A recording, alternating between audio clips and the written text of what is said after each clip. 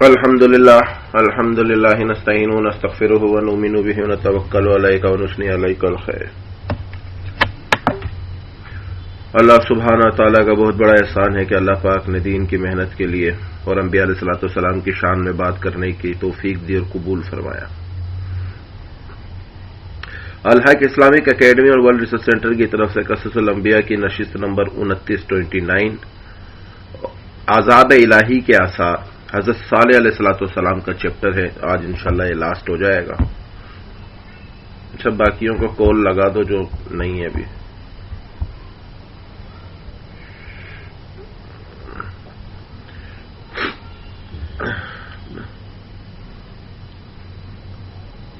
کدار اور اس کے 8 یار سب سے پہلے، کدار اور اس کے 8 یار سب سے پہلے سورہ الحج کی آیت نمبر 11 میں بھی ان کا ذکر ہے کہ وہ خسارے میں رہے دنیا اور آخرت کے۔ باقی لوگ دوسرے دن جب صبح اٹھے تو سب کے منہ سرخ تھے۔ جب کدار وغیرہ کے وارثوں نے ان کی لاشیں دیکھی تو سب شیر والے حضرت صالح علیہ الصلوۃ والسلام کے گھر پر چڑھ آئے اور آپ کے گھر کو گھیر لیا اور کہنے لگے، تم نے اونٹنی کے اوز میں ہمارے 9 آدمیوں کو مار ڈالا، اب ہم ان کے بدلے تم سے لیں گے اور ان کے بدلے میں تم اور تمہارے گھر والوں کو مار ڈالیں گے۔ جو پچھلی نشست میں ذکر تھا کہ جو کدار اور وہ جو 7-8 آدمی تھے انہوں نے جو مل کر حملہ کیا کہ حضرت صالح علیہ الصلوۃ والسلام کو مارے، اس کی اونٹنی کو بھی مار دیا کہ آؤ چلو جی ان کو مارتے ہیں، تو وہ جو اللہ کا عذاب آیا اور مارے گئے، وہ جو پھر وہ آیت آئی کہ وہ مکر انہوں نے کیا اور مکر ہم نے کیا اور ہم ان سے بہتر پلاننگ کرنے والے، تدبیر کرنے والے تھے۔ تو کہا کہ تم نے جو ہمارے 9 آدمیوں کو مارا ہے، اے صالح ہم تم سے اس کا بدلہ لیں گے۔ حضرت صالح علیہ السلام نے فرمایا کہ ہم ان لوگوں کو مارنے نہیں گئے تھے، بلکہ یہ خود ہمارے گھر پر چڑھائے تھے، یعنی ہم ان کو مارنے تو کہیں نہیں گئے، یہ خود ہمارے گھر پر حملہ کرتے ہوئے آئے۔ تو پروردگار عالم نے غیب سے ان کو اس کی سزا سنا دی۔ یہ اس گفتگو میں تھے کہ جند بن عمر جو مشرف و اسلام ہوئے تھے، اپنی فوج لے کر حضرت صالح علیہ السلام کی مدد کو آئے اور کافروں سے مقابلہ کیا۔ آخر چند آدمیوں نے درمیان میں آ کر فیصلہ کیا کہ حضرت صالح علیہ السلام شہر سے باہر چلے جائیں۔ حضرت صالح علیہ السلام نے اس بات کو غنیمت جانا کیونکہ کافروں پر عذاب آنے والا تھا۔ جندو بن عمر اور دیگر مسلمانوں کو ساتھ لے کر شہر سے باہر چلے گئے۔ تیسرے دن ہفتے کا تھا۔ صبح کو جب شہر کے لوگ نیند سے بیدار ہوئے تو سب کے منہ کالے تھے۔ اس دن سب نہایت ہی غم میں مبتلا رہے کہ کیا ہوگا۔ آخر انہوں نے یہ بات سوچی اپنے منصوبے مکانات خالی کریں، مضبوط مکانات خالی کر دیں، جب خدا کا عذاب آئے گا تو ان مکانوں میں وہ پناہ لے لیں گے، یعنی جو سامان وامان لادا ہوا ہے وہاں سے نکل جائیں، پھر بعد میں واپس اس میں جا کر پناہ لے لیں گے۔ ایک میسج تو چھوڑ دو گروپ پہ، بولو کلاس لینی ہے یا نہیں لینی ہے؟ تو مکان خالی کر دو، تو جب اللہ کا عذاب آئے گا تو ہم اس میں پناہ لے لیں گے۔ جو پہاڑ تراش کر بنائے گئے تھے، یعنی خدا کے عذاب سے ان مضبوط مکانوں میں چھپ کر پناہ لیں گے، ان میں کوئی دہشت وغیرہ نہ ہوگی، یعنی کہ عذاب ہم کو وہاں تک پہنچے گا ہی نہیں، ہم بڑی آسانی سے نکل جائیں گے اور ہمیں کوئی ٹینشن اور پریشانی ہے نہیں۔ یہ آج کے دور میں پترا اسپین کے قریب ایک پوری، میں اس کی فوٹوز بھیج دوں گا، فوٹوز اور ویڈیوز عربی میں بھی ہیں، انگلش میں بھی اس پر ڈاکومنٹریز بنی ہیں۔ وہ آج بھی کھنڈرات موجود ہیں اور باقاعدہ ادھر ایونٹس کیے جاتے ہیں اور ان ایونٹس کے اندر پارٹیز ہوتی ہیں، بہت ساری چیزیں ہیں۔ پترا کے نام سے مشہور ہے۔ تو ادھر آج بھی لوگ بڑے وہ آتے ہیں اور بڑی خوبصورت عمارتیں ہیں، وہ پہاڑوں کو تراش کر بنائی گئی ہیں۔ قوم سمود جہاں آباد تھی، یہ 2 بڑی اونچی قومیں گزری ہیں، قوم سمود اور قوم عاد، اور ان میں کچھ ان کی فوٹوز بھی میں نے شاید پہلے شیئر کی تھی کہ جن میں ان کے ڈھانچوں کو بڑی بڑی گاڑیوں پہ لایا جا رہا تھا. اتنے بڑے بڑے ان کے کنکال تھے، ڈھانچے تھے، اسٹرکچر تھے کہ جس سے ان کے اتنے لمبے لمبے قد اور قدامت کا اندازہ ہو جاتا ہے. تو ان کو اس چیز کی دہشت وغیرہ بھی نہ ہوگی کہ یہ سوچتے تھے کہ اس پہاڑوں کے اندر رہ لیں گے تو ہمیں اللہ کا عذاب تک نہ پہنچے گا، ہم محفوظ رہیں گے. حاصل کلام یہ ہے کہ اس دن کو صبح کو حضرت جبرائیل علیہ السلام بما جب حکم پروردگار عالم جل جلالہ آسمان اور زمین کے درمیان ایک دہشت ناک صورت میں ظاہر ہوئے اور ایک ایسی سخت چیخ ماری کہ اس کے سبب پر پہاڑ ٹوٹ گئے اور جبنش میں آگ لگ گئی اور تند ہوائیں آندھی کے طور پر چلنا شروع ہوئی. پہاڑ ٹوٹے، کانپنے لگے اور آگے بلند ہوئی اور بڑی آندھیاں آئی، طور پر چلنا شروع ہو گئی. سب شہر والے دہشت کھا کر ان سنگین مکانوں میں گھس گئے جو بڑے ان کے تراشے ہوئے تھے.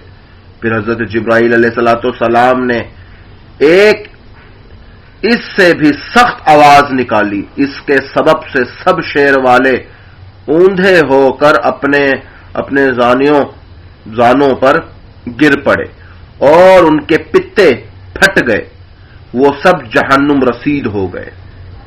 ہوا، فرشتے کی چیخ، آگ، زلزلے اور پھر جبرائیل نے ایک اور جو چیخ ماری فرشتوں نے اور اس سے ان کے پتے پھٹ گئے، وہ سب جہنم رسید ہو گئے.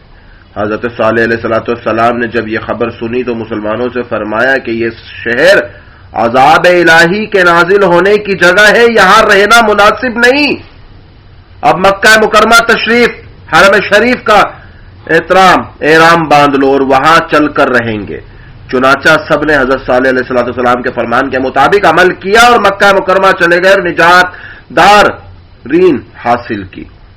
ہمارے یہاں جب کہیں عذاب آتا ہے تو ہم اس کی بڑی زیارتوں پہ جاتے ہیں. آج بھی پٹنہ کے علاقوں میں کسی شہزادے کا محل بنا ہوا ہے، اس کا سوئمنگ پول اس کی جگہ ہے، وہ میں فوٹوز بھیج دوں گا. تو وہ اس محلوں میں رہتے ہیں باقاعدہ طور پر ادھر، اور وہ بڑی عیاشی سمجھتے ہیں، حالانکہ وہ اللہ کی عذاب اور ناپسندیدہ جگہ ہے جہاں اللہ کا عذاب آیا تھا.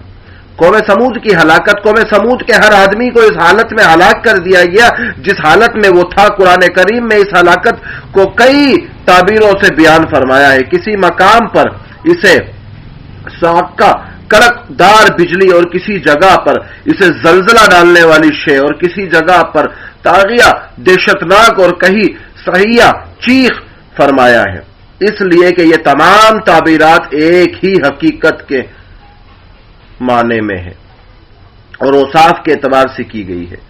سمود کی ہلاکتیں 3 طرح سے ہوئی ہیں.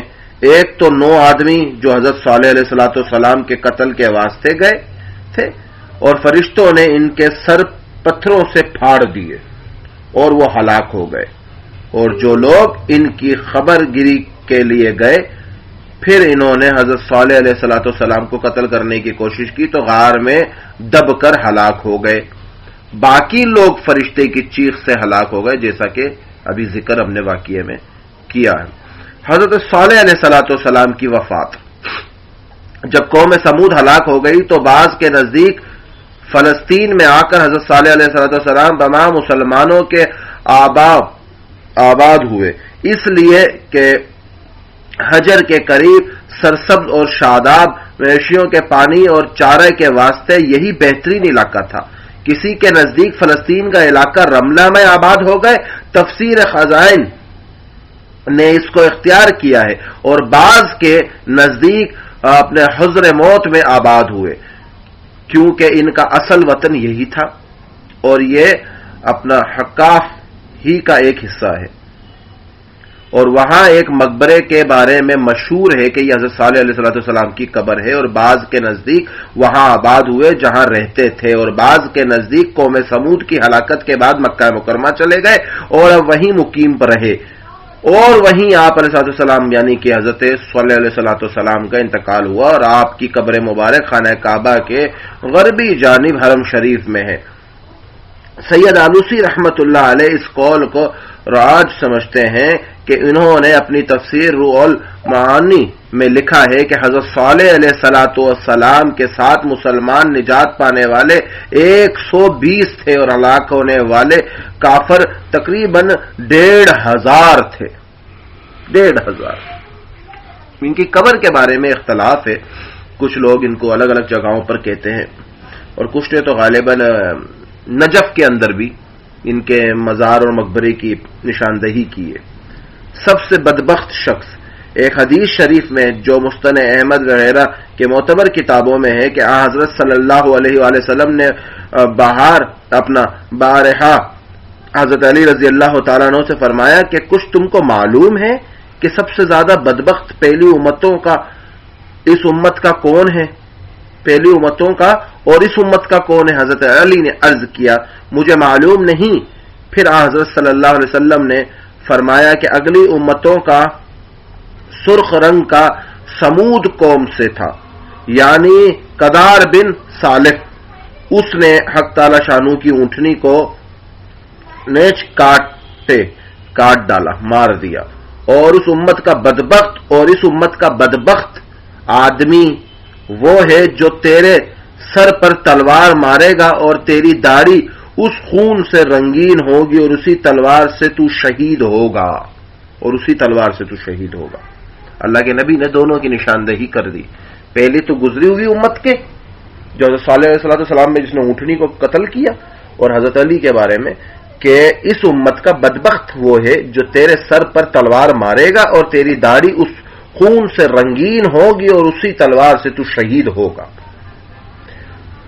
آپ علیہ الصلوۃ والسلام کا صحابہ کرام رضی اللہ تعالیٰ عنہ اجمعین کو حکم غزوہ تبوک کے موقع پر جب حضرت صلی اللہ علیہ وسلم کا گزر حجر پر ہوا تو صحابہ کرام رضی اللہ تعالیٰ عنہ اجمعین نے سامود کے کنویں سے پانی بھر لیا اور آٹا گوندھ کر روٹیاں تیار کرنے لگے.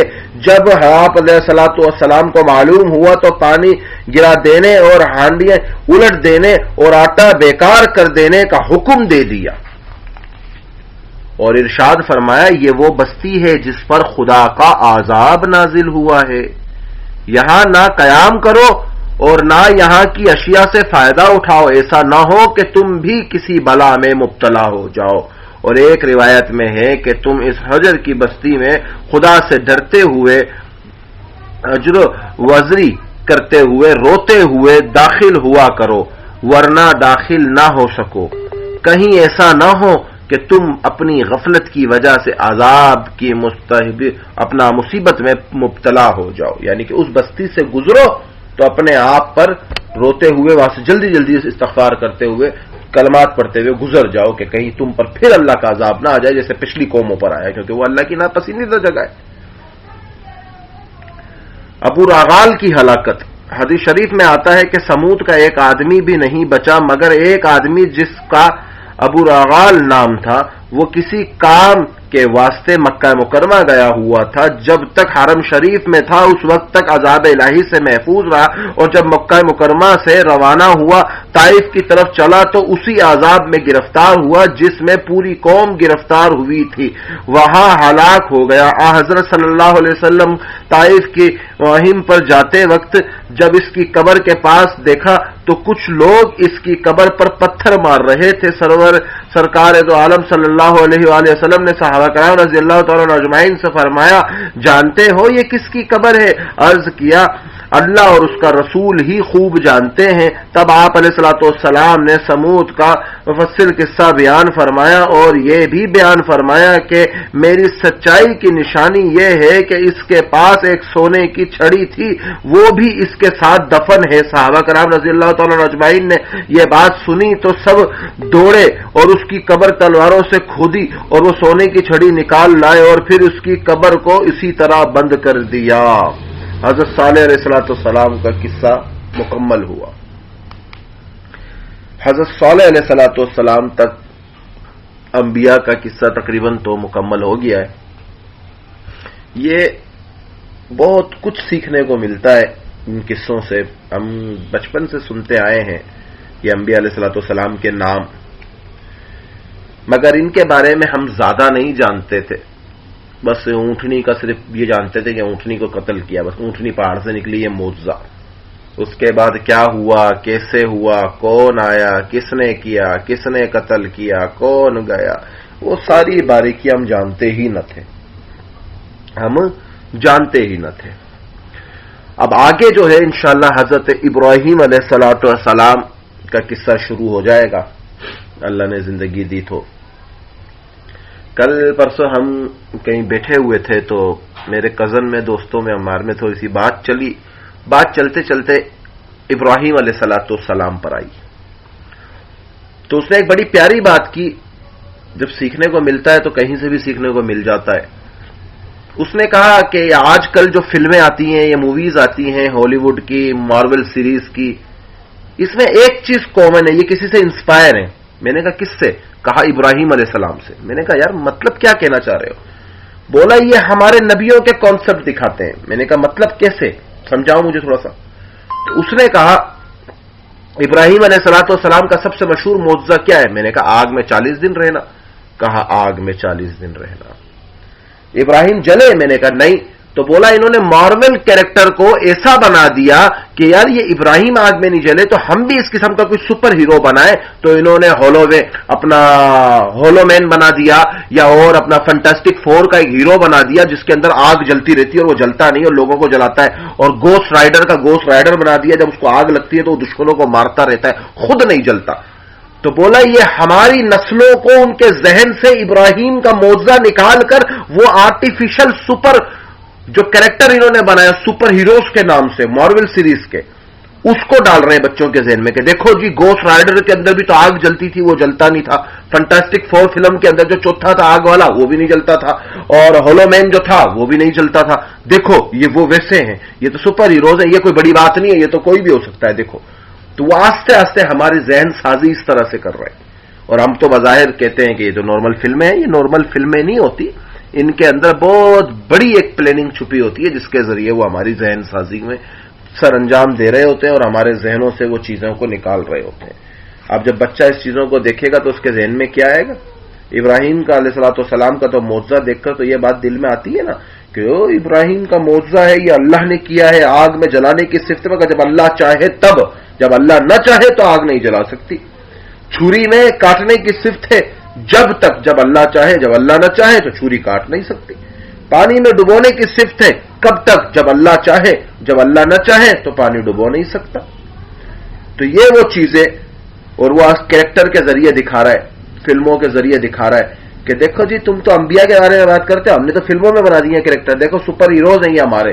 اور وہ چھریوں کے اوپر وہ جن نام سے جو وہ لڑکی کا کیریکٹر ہے اپنا ایکس مین موویز کے اندر، اپنا اپولوجائز کے نام سے جو ایکس مین کی سیریز آئی، جس میں وہ لڑکی کیا نام ہے آگ کو بھی کنٹرول کرتی ہے اور چاقوؤں کو بھی ایسے ہوا میں کنٹرول کرتی ہے اور چاقو سے کوئی نقصان نہیں پہنچاتے۔ اور اسی طرح سے وہ لوگن کی جو سیریز ہے اس کے اندر بھی اس کو اس کریکٹر کو دکھایا بچوں کے ذہن میں یہ ڈالنے کے لیے کہ دیکھو جی لوگن کو کوئی چاقو مار دے اسے کچھ نہیں ہوتا، چاقو سے کاٹتے ہی نہیں، اور وہی چاقو اوروں کو کاٹ دیتا ہے، جو لوگن کے ہاتھ سے جو نکلتی ہیں اپنا وہ دھاریاں چاقو وہ لوگوں کو کاٹ دیتی ہے۔ بچوں کے ذہن میں ذہن سازی ہو رہی ہے۔